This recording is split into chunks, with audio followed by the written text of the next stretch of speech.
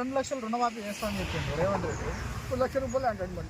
ఇప్పుడు ₹1,00,000 అంటున్నా. ₹1,00,000 అంటాడు. మాట తప్పుతా ఉన్నాడు. అన్ని తప్పాడు. ఏమున్నది పింఛన్ ఎమ్మటే ఎక్కడ 4,000 అన్నాడు. ఏమున్నది ఇప్పుడు అదే 2,000.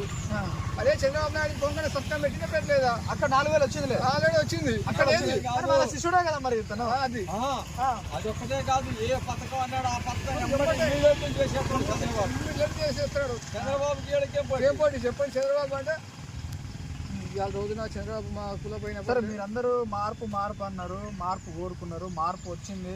సో మీరు చూస్తూ ఉన్నారు. కానీ అసలైన మార్పు ఏంటంటే మీ దగ్గర 6 పథకాలు ఏవైతే చెప్పిండో, మీకు చెప్పిండో, ప్రజలకు చెప్పిండో ఆ మార్పు అయితే రాలేదు. ఇంత మటుకు రాలే. ఒక కరెంట్ వచ్చింది. బస్సు ప్రయాణం వేస్ట్.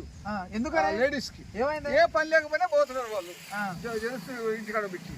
అది వేస్ట్ అండి. అది ఆ పథకం అయితే ఒక కరెంట్ ఒకటి నడుస్తుంది. ఇది మన భూములది చేస్తా